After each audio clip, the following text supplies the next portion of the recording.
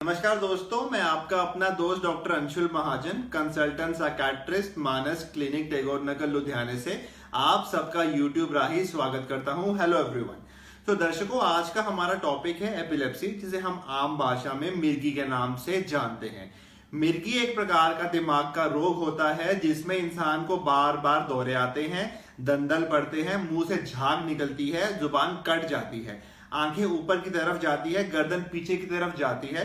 इस दौरान मरीज को चोट लगने की पूरी संभावना रहती है।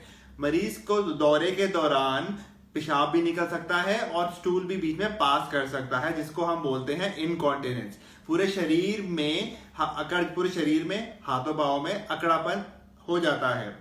जब इंसान को होश आता है तो उसको चेन ऑफ इवेंट्स कुछ ध्यान नहीं रहते हैं और साथ ही साथ उसको सिर में दर्द होता है, भारीपन हो सकता है या चिड़चिड़ापन हो सकता है। तो ये थे मिर्गी के लक्षण। अब मैं आप सब दर्शकों को बताना चाहूंगा कि मिर्गी किस किस में हो सकता है। मिर्गी स्त्री में भी हो सकता है, पुरुष में भी हो सकता है और बच्चों में भी संभावना मिर्गी की देखी गई है। बच्चों में कोई हिस्ट्री ऑफ फीवर रहा हो या कोई इन्फेक्शन की हिस्ट्री रही हो, चाहे वो बैक्टीरियल इन्फेक्शन हो चाहे वो वायरल इन्फेक्शन हो, तो उनमें संभावना मिर्गी की बढ़ जाती है, जिसको हम बोलते हैं फिब्राइल सीजर्स।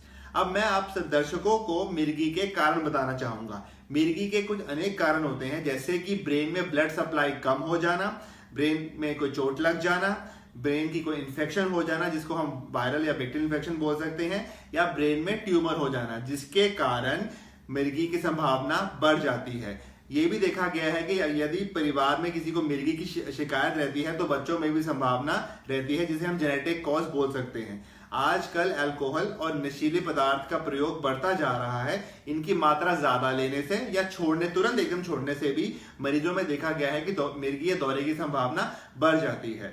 अब हमें दौरे या मिर्गी को हम डायग्नोज कैसे कर सकते हैं?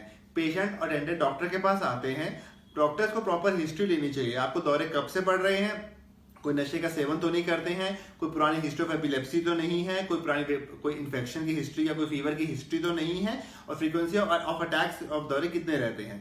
तो मिर्गी का डायग्नोसिस क्लिनिकल हिस्ट्री के दौरान हो सकता है। और इसके अलावा कुछ इन्वेस्टिगेशंस होती हैं जिसको हम बोलते हैं EEG, और कुछ स्पेशल एक्सरे दिमाग की जिसको CT स्कैन और MRI, इसके दौरान भी मिर्गी का पता चल सकता है। तो ये थे बेसिकली इसको इन्वेस्टिगेशन, हम इसको डायग्नोज कैसे करेंगे। अब इसका मैनेजमेंट में मैं बताना चाहूंगा दर्शकों की इसका इलाज पूरा क्योरेबल है, और कुछ दवाइयां होती हैं जिसको हम बोलते हैं एंटी कन्वर्जेंस, जो कि डॉक्टर अब मरीज को लिखता है, जिसके सहारे मरीज के दौरे कंट्रोल हो सकते हैं और उसकी क्वालिटी ऑफ लाइफ इंप्रूव कर सकती है।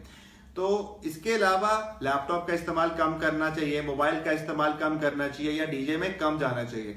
फूल गोभी, पत्ता गोभी की सब्जी से भी कुछ मरीजों में देखा जाता है कि संभावना बढ़ जाती है, तो इसका प्रयोग कम ही करना चाहिए। एक्सरसाइज रेगुलर करनी चाहिए और हर मंथली डॉक्टर को विजिट करें। अपने मिर्गी के दवाइयां रेगुलर खाएं, मिर्गी की दवाई कभी ना छोड़ें। दवाई छोड़ने पे मिर्गी के दौरे बढ़ सकते हैं, और अपने इन्फेक्शन जो भी है उसका प्रॉपर इलाज करवाएं, फीवर का प्रॉपर इलाज करवाएं।